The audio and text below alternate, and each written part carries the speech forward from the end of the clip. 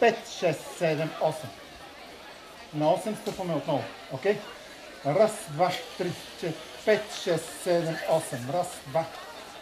5, 6, 7, 8. Раз, два, три. 5, 6, 7, 8. Раз, два.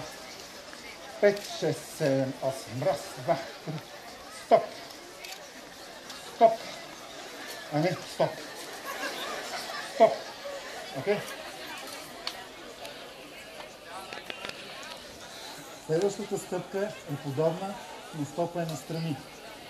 Изпълнява се така. Раз, два, три, 4, 5, 6, 7, 8. И пак.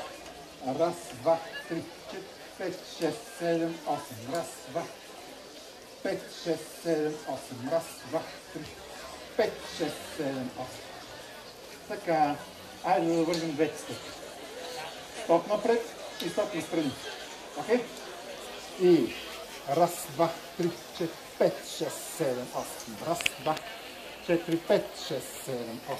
Раз, 4, 5, 6, 7, 8. Раз, два, 3, 5, 6, 7, 8. Супер! Още една стъпка. Ще я наречем пергел. Нали пергел? Пергел. Стела е автора на това име. Следващата стъпка отново импровизираме на втората част на основния ход. Изпълнява се по следния начин.